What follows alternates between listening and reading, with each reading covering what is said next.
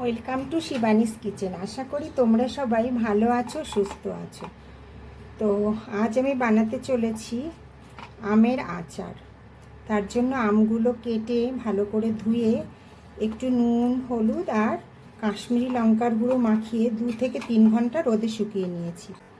তো রান্নাতে যাবার আগে আমার চ্যানেলের নতুন বন্ধুদের কাছে চ্যানেলটি সাবস্ক্রাইব করার অনুরোধ রইল, আর পাশে থাকা বেল আইকনটি প্রেস করতে ভুলো না কিন্তু। প্রথমে আচারের মশলাটা রেডি করে নেব। কড়াই গরম হয়ে গেছে, কড়াইয়ের মধ্যে দিয়ে দেব 2টো শুকনো লঙ্কা, আর দিয়ে দেব 1 চামচ ধনে, 1 চামচ মৌরি, 1 চামচ জিরে আর 1 চামচ পাঁচফোড়ন। এবার গ্যাসের ফ্লেমটা একটু বাড়িয়ে মিডিয়াম টু লোতে রেখে ভালো করে মশলাটা একটু টেলে নেব। মশলাটা হয়ে গেছে, নামিয়ে মশলাটা ভালো করে ঠান্ডা করে নেব, তারপরে কিন্তু গুঁড়ো করব। মশলাটা ঠান্ডা হতে হতে আমের আচারটা বসিয়ে দিচ্ছি। তো কড়াইতে সরষের তেল দিয়ে দিয়েছি, আর দিয়ে দিচ্ছি একটা তেজপাতা আর একটা শুকনো লঙ্কা, আর দিয়ে দেব 1/2 চামচের মতো পাঁচফোড়ন।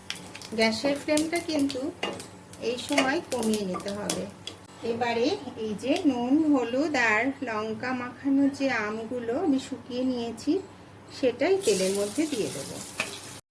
4-5 মিনিটের মতো এই তেলের মধ্যে আমগুলো একটু ভেজে নেব। একটু ঢেকে দেব, ঢাকনা খুলে একটু নেড়ে দেব।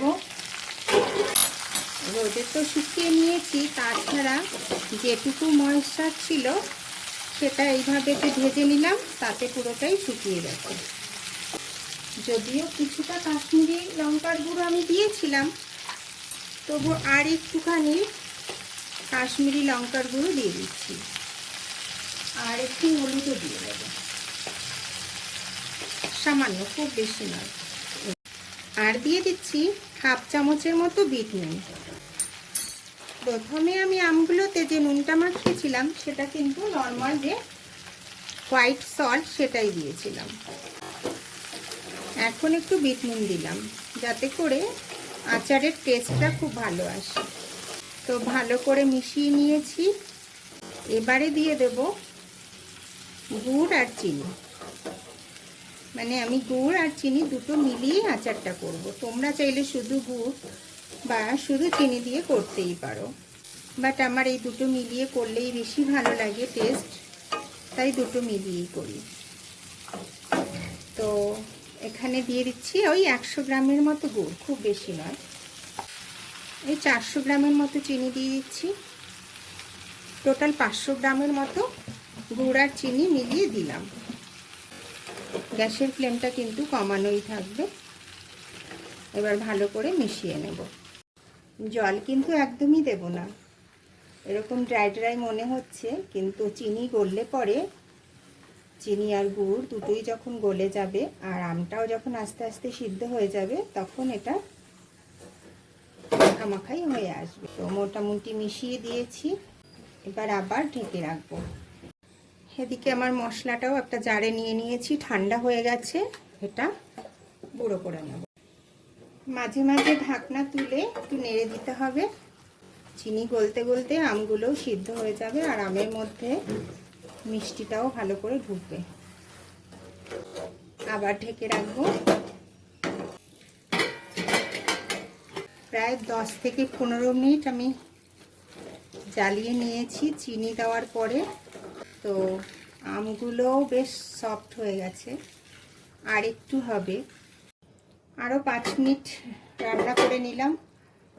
টোটাল 20 থেকে 25 মিনিট লাগলো আমার এই আচারটা করতে।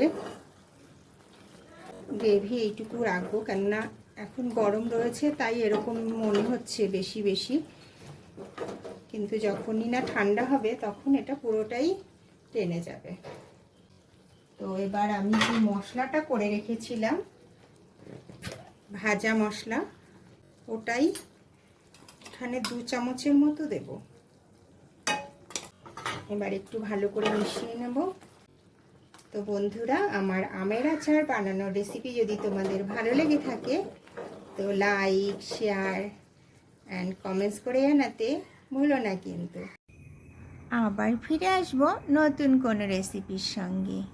ভালো থেকো, সুস্থ থেকো, ধন্যবাদ।